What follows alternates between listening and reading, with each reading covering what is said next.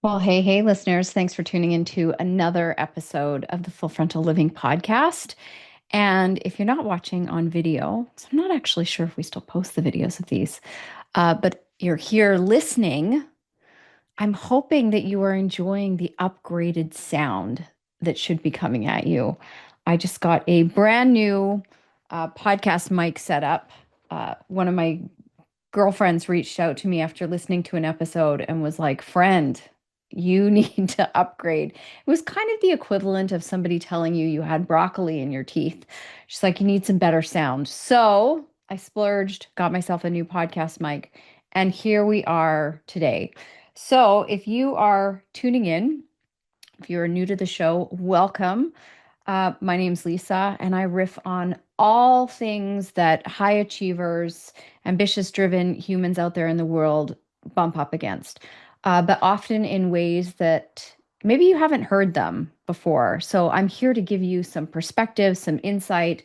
And I also go down the rabbit hole of my own world because I find that we learn so much better through storytelling. And I think one of the things that I am very masterful at is pulling out the lessons from my own life and sharing them with my audience, sharing them with my clients in a way of allowing them to see themselves. Because so often, as leaders and as the responsible ones in our work life and our families, what ends up happening is it can be this very lonely place where we feel like we're the only ones who are feeling the way we're feeling and nobody else can get it, or we can't open up to anybody.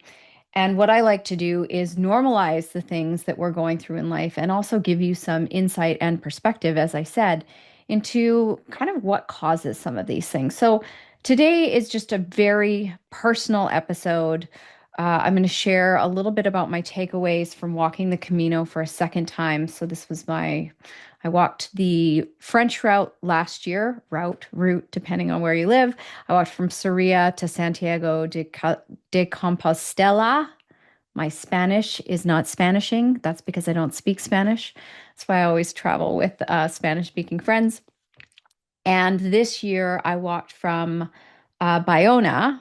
I'm probably butchering that name too, which was the coastal route back to Santiago. And holy Hannah, what a completely different experience this year to last year. So I'm going to take us back in time a little bit. Last year in 2024 or 2025 now, I was really going through it. And I had decided that 2024 was really going to be a year that I traveled, that I was away more than I was here. And my trip to do the Camino last year was the start of a month-long trip that I took away from my family. It's the longest I'd ever traveled.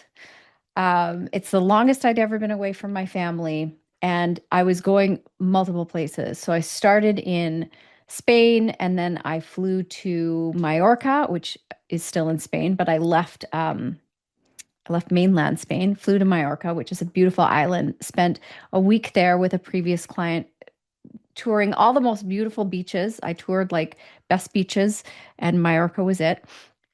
And then I flew from there to Morocco and explored Morocco with another client. We had some amazing adventures. And then I flew back to San Sebastian in Spain, and I spent a week by myself before coming home. And let me tell you, being by myself for a week in San Sebastian last year, not speaking Spanish, was probably the most isolating experience I've ever had in my life.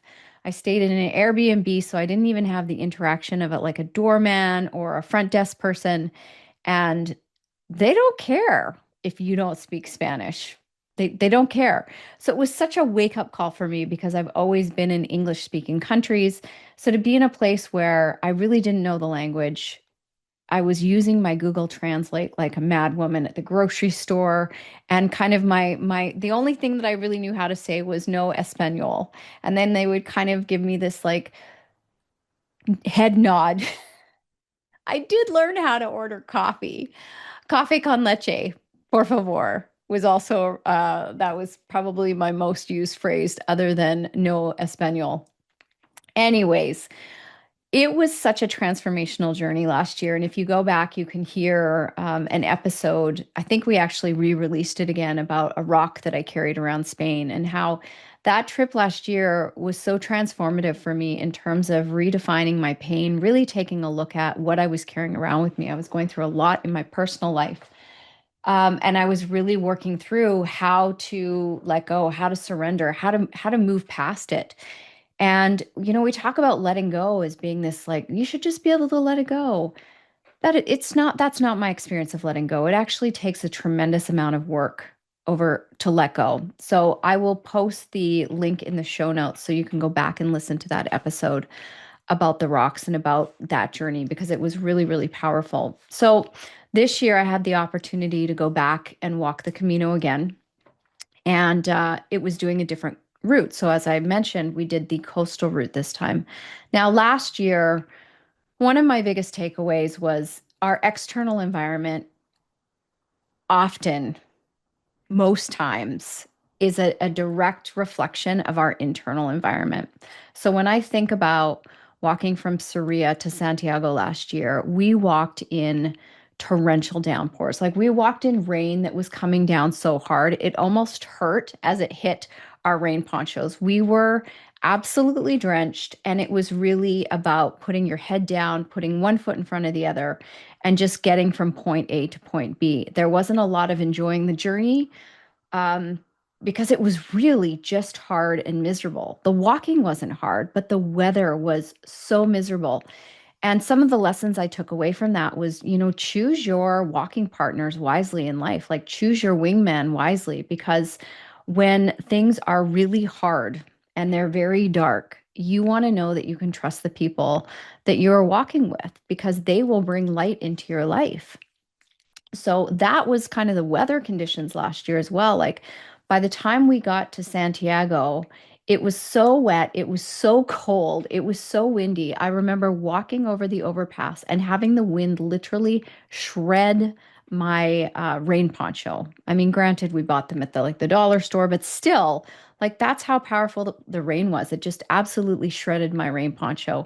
We kind of did our high fives in front of the cathedral, and then it was like, let's go get warm. There was not a lot of celebrating. I remember being in like my toque or beanie if you're in the US, and in my sweater and my coat. And I was so miserable. I was so done. Um, and of course, I'd wanted to put my rock down and I couldn't even put my rock down. So I was like, I'm just not winning. I am not winning here.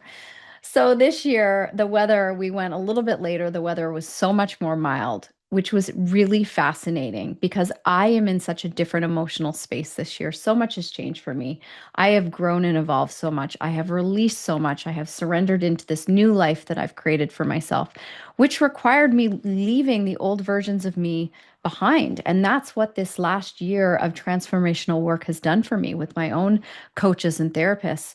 It's been about peeling back my layers, going into the dark corners of myself that I didn't want to look at, where I was still getting attached to things that weren't actually providing me with any safety and security. And healing those parts of myself, and healing, like somebody said to me, like, well, how do you define healing? Like, what does that even mean? And my answer was it's a journey into knowing yourself better. It's being curious about what makes you tick and being willing to look at those parts and question, well, what if I didn't believe this anymore? What if I didn't feel this way? How might my life be different? So that's really what it's about. And most of us have these moments in our lives that cause us to question who we are, what we're doing, if life is even making any sense. And that's really where I was from 2023 and all through 2024. And it's not to say that everything is coming up roses for me now, but man, did I ever clear a lot of old held beliefs, especially around relationships, and primarily the relationship with myself. So this year, it was just so lovely to really realize, like, oh, the weather is much more mild. We did have rain, but I like to call it non-committal rain. It was like misty, where you just kind of felt wet, but you weren't wet and cold, and it wasn't beating down on us. So it was like this non-committal rain versus the rain of last year, which was it was very committed to raining. So, and that's life. right? Some days we have blue sky days and it's bright and sunny and warm, and some days it's kind of a little wet and miserable. And the weather, once again, was really reflecting to me, this is my life right now. It's certainly not perfect, but look at how much brighter it is. Look at how much better it is. Look at how far you've come. So if you're listening to this and a year ago you feel the same as you do today, what more needs to happen for you to get the support that you need in order to create the transformation that you want to see in your life? Because everything, your internal state of being, is 100% your responsibility. Nobody else can create change. So if you're sitting back waiting for everybody else around you to change so you can feel better, you're going to be waiting a long time. And that really puts you in this victim energy of like, I have no authority over my own life. And you do. If you're willing to do the work, you can change so much. So it was really beautiful to see on this year's walk and just to be able to reflect on where I was feeling. So I looked at my best friend Sarah and I was like, my God, I was not okay last year. And when I say that, it's not that I was falling apart, although sometimes I was falling apart, if I'm being honest. And I've been pretty honest in sharing that, last year was really hard. But I was really allowing myself to feel and be in all the different emotions that were coming up for me. I wasn't bypassing anything, I wasn't running away from anything. But man, everything was heavy. Like I felt so heavy. My soul felt heavy. Um, I felt like the life force energy had been drained out of me. I was looking for things to be fun and lighter, and we definitely tapped into fun last year on the Camino. But overall, my energy was very heavy and dense, like I was carrying the weight of the world. So I looked at Sarah and I'm like, my God, I was so not okay. And she said, no, you weren't okay, but you were okay. So to be able this year to really acknowledge and see the difference in my energy, in my vitality, in my life force, like just as a person, recognizing like I was hard to be around last year. And I shared on one of my Camino briefs from last year, like, oh, I shared what it was like for me when I came off the Camino, how I really didn't have the emotional capacity to speak to anybody. Like I could only speak to the people that I knew and already had established relationships with because I had nothing else to give. And as somebody who loves to have deep conversation, as somebody who loves to support people on their journeys, through conversation, I didn't have it in me. I only had to be present. I only had the energy to be in my own stuff. So this year, because I'm in such a different place, it was such a joy to connect with the other people in our group that we were walking with and have really potent conversations. It might have only been a 10-minute or 30-minute conversation, but I really pride myself on if I'm in conversation with you, that you're going to get something that's going to have an impact on your life. If you're in conversation with me and you walk away with nothing, I am not at my best self because I want to, and it is my mission to always impact people with my words, whether they see something differently, hear something differently, or just, walk away feeling better about who they are, their lives, then I feel like I've fulfilled my purpose. So this year, to be able to go on the walk with this amazing group of people, and we had a lot of couples, which was a really cool energy. Um, to see these couples that have been together for years and years and years. Sarah and I are both, we were there as our, friendship couple, but it was just so amazing to watch this group of people and to really connect with them. We had people who were there recovering from cancer. We had one woman who was celebrating, she had lost her sister. And everybody, found their pace and found their groove. But to be able to have deep conversations and get to know all of these people and kind of what made them tick was really beautiful for me to have that energetic capacity for that was amazing. And to see like what is possible for everybody when they get committed to doing the work on themselves. And for some of us, that is going to the Camino and just allowing ourselves to be in a state of hearing our own thoughts. Because think about when was the last time you gave yourself 5 or 6 days to just be alone with your thoughts. Most of us, that's the thing that we're trying so hard to get away from. That's why we get into achievement and productivity and being busy and being responsible for all the things. Part of what is underneath that is we really struggle. Most of you really struggle to be in relationship with yourself, to hear your own thoughts, to hear your own voices, to hear the stories that you're telling yourself. And when you're on the Camino, it's you versus you. That's what you're there for. So as much as we walked together, we also walked alone. Sarah and I spent a lot of time in deep conversation, as we always do. And we spent a lot of time walking where we didn't say anything. And that was really beautiful as well, so that we could just be in our own thoughts. But it was just so, it was so cool for me to reflect on how much more vital I'm feeling these days. So, again, if you're looking back on your life as you're listening to me and you're thinking, damn, I feel as crappy as I did a year ago and nothing has changed. Again, like, you can make a change in your life, but it often requires doing the work to create the change, and nobody else can do that for you.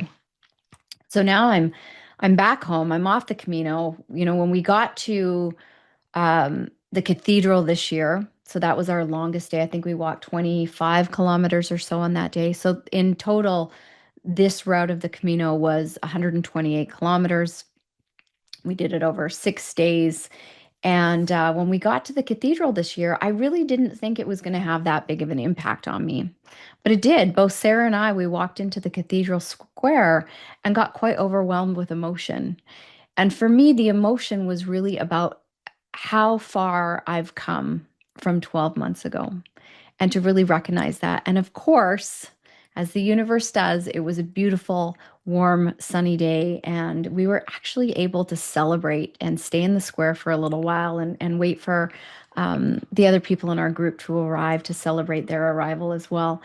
It was just such a beautiful experience. So that's pretty much all I have to say on that. It's just I love when we have these opportunities to go back and do things again and recognize how far we've come, how much you've grown as an individual. I think it's so important. So I don't want anybody to live in the past, but man, when we can measure where we are versus where we were, it can be so powerful for us to see our wins and how much has changed. Because I know with a lot of my clients, they really struggle often to see how much change they've had in their lives. And so these moments of powerful reflection can bring so much value to them.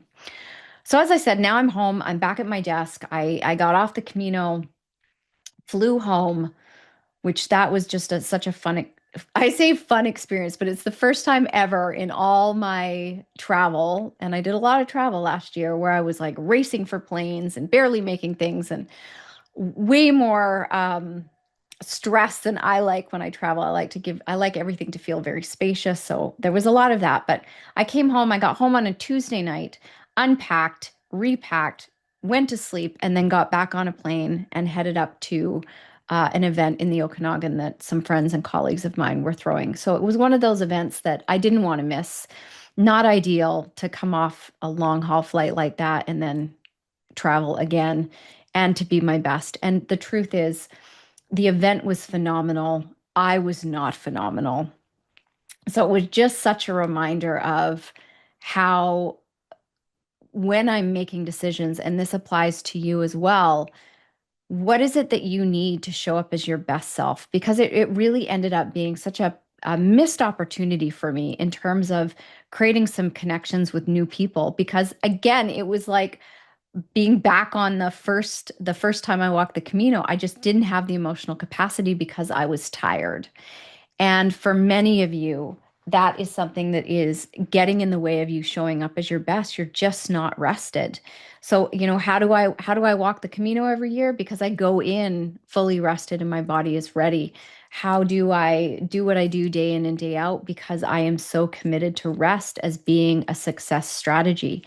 So, being in Kelowna, it was great to be there. I stayed pretty close to the people that I knew, didn't make a lot of new connections because again, like I didn't have the energy to make those deep connections and to have that powerful impact that I want to make.